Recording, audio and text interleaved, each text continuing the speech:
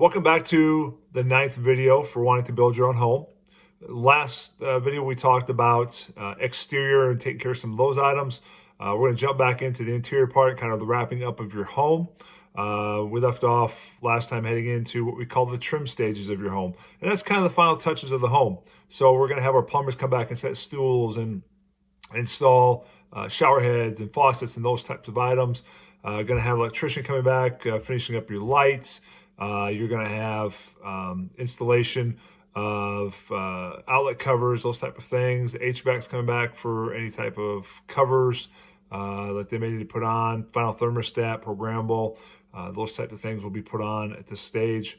You're going to have trim be installed around your floors. If you left that out previously, again, if you work with certain builders, that's going to be put on before the paint stage. But if you're doing your own, I would recommend doing the trim afterwards or later on in the process. That way you don't need to put shoe if you're doing LVP or hardwood type floors. Will save you a little bit there.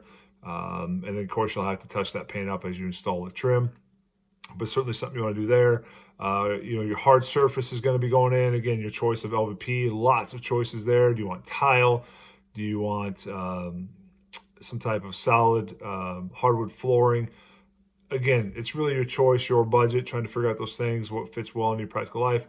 One thing I would tell you, if you are doing LVP, do you want to get something that's at least 12 mil or above? 12 mil is kind of the residential standard. You will see some builders and people who will try and sell you less than 12 mil. And again, the quality of that product is not super high. So I would highly recommend you do 12 mil or above. I did 20 mil in one house I built personally. And I had 2 dogs, a hound and a lab, and they didn't scratch it. I had young kids. It held up very well. So again, it does pay to spend a little bit more to get those type of products. It is important to think about. Same thing with your trim. Do you want MDF trim, or are you going to go with a poplar that can be painted, or some type of stained wood? Again, there's a quality difference with those type of products as well. Again, it's got to fit in your budget. Think about those items. Also, after we've got everything trimmed out, well, the last things you're going to do, besides installing the mechanical trim part, is you're going to do shower doors, you're going to do mirrors, and then one of the last things you're going to do is the carpet. If you're going to be putting any carpet in your home, that's one of the last things that you want to add to your house for obvious reasons. And then with your carpet, one of the things that I encourage you to think about is the pad makes a big difference. I strongly encourage everybody to buy a vapor barrier pad, some called pet safe pads, those type of things. But it is really important to have that vapor barrier. That's really what keeps the moisture and so forth out of your pad, because your pad is what holds that smell and moisture if you have animals or kids or something gets spilled. So would not recommend putting in a pad that does not have a moisture barrier product on there. It's really important. Carpets, again, lots of choices of carpets. Lots of good brands out there with high quality carpets. Gonna want to, again, get something that's probably a little more stain resistant. One thing you do see is people mix up the levels of carpet. Maybe there's a level 1 that's a certain weight, 2 is a little bit higher weight, and 3 is even higher. Maybe do 3 in a high traffic area, but drop down to 2 in bedrooms or something that's not as high traffic. Again, there are some ways to save some money within those as you do that.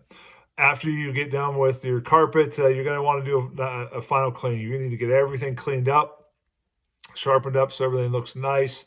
You will have to, after everything's cleaned up, certainly have to do some paint touch-ups. You're going to have to put your door handles on. Hinges should have came with the correct colors. If you have to put shoe on, that's going to happen at this point. But those are all the type of things that are going to happen here right at the end. You certainly will have to call in for a final inspection. Hopefully your trades have been getting their work inspected as they've gone along. But you do have to have final inspection that does pass the city code for exterior and interior requirements within your home before you can get any type of final CO, which is what you have to have to move in for occupancy. So that's kind of what this last section is. It's kind of all the end touches that really are what make your house look really nice and make it feel like home. That will wrap up video number 9.